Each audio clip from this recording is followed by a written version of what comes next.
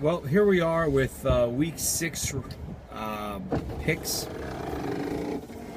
You know, for an interleague week, the only time you'll play a team opposite your division, not a whole lot of talking, not a whole lot of games being played. And I know it's Mother's Day and the weather might be bad, but only 4 matchups this weekend, which kind of is, but whatever.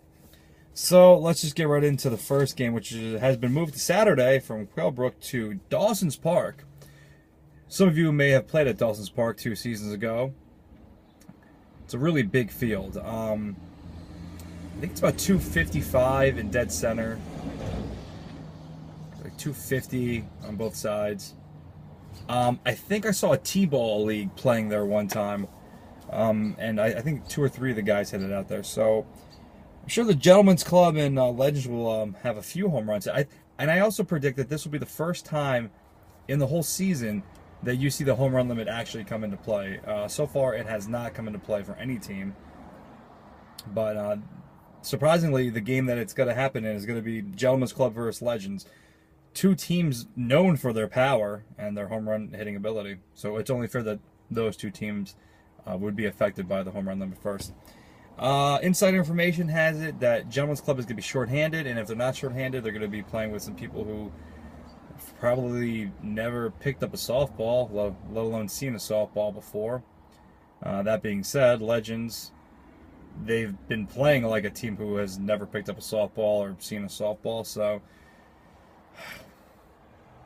you would think split, but if I know Sama, and sadly I know Sama, I will go with Jeff, who is probably going to bat 15 or 16 guys, but he should edge them out in both games. Close games. Again, Dawson's Park is ridiculous to be played on, but what are you going to do?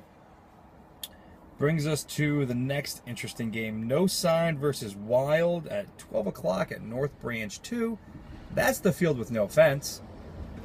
So Wild, who have been crushing balls lately, will now have to play in a non-fence field, which gives the defense the chance to play about 320 feet away and catch 320, 322-foot balls that are just pop-ups. Advantage will go to No Side, who I believe is more athletic. Not taking anything against Wild, but just from the athletic, view. I mean, besides Wild's leadoff guy who can run around bases like a madman, I expect Moody and Ray and Dan Jones and some of the new cast of characters to have some pretty big games here. Wild's known for their offense. Haven't really seen too much defense from them. Last game I know they held Shaw's down to 3, but again, Shaw's is a team where we've seen them either score 18 or score 3, so I mean, not a lot of surprise there. I'm going to go on a limb. I guess I'm going to go split, just because you never know who No Side's going to send out to the game. It being a 12 o'clock game on Mother's Day, you never know who's not going to show up, so I'm gonna go with a split. I think if it was both teams full, I would go No Side in a sweep. But like I said, I can't put that much faith in the No Side because they never ever seem to have their full team together. So I'll just go with that as a split. Channel 4 versus Invictus. The rematch of the 2013 championship, the rematch of the 2012 championship. The rematch of probably one of the greatest regular season games ever played. Stop right there. Makeover on both teams. So just scratch off everything you've ever known about both of these teams. Let's get down to the brass tacks here. Channel 4, maybe not playing with a nod. Definitely not playing with Rafiq. I know that. Invictus, definitely not playing with Travis, Bob, Cruz, or Vic. 2 completely different teams right now. And you can see in the way that they've been playing. A lot of people are going No Side in this game. North Branch 1, it's got a fence, it's far away.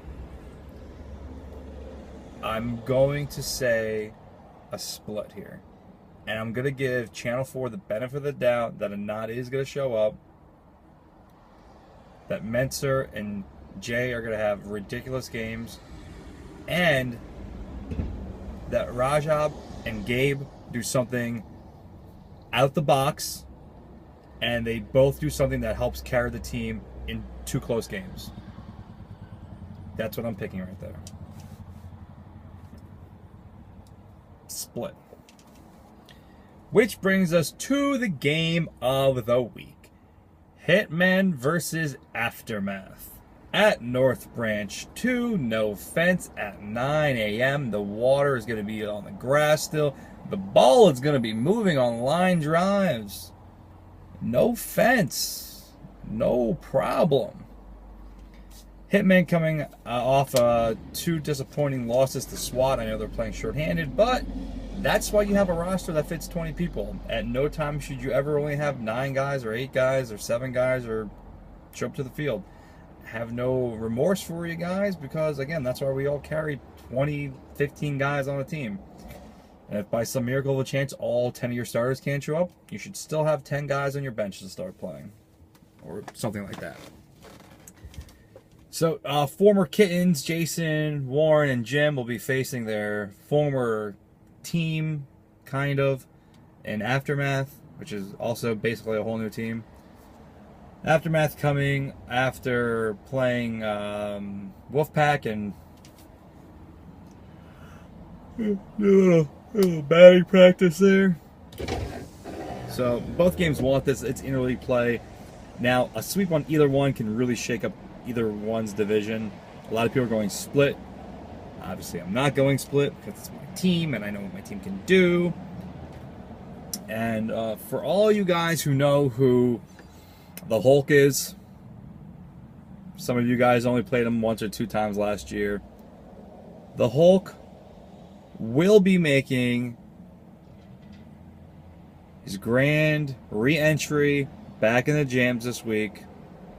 The Hulk, for you do not know, once hit the ball where the playground tree is at North Branch 2, hit it 2/3 the way up. If that ball didn't hit that tree, it would have easily went into the parking lot, probably would have broke a windshield, might have gone through the engine casing like a comet. But beware, for the Hulk is coming. And I'm pitching. So we got a sweep on that game. Come out, I know it's Mother's Day, but come out, it should be a really good game. Come out and see at least one of the games. Or don't come out at all. I don't really care. See you guys on the forums.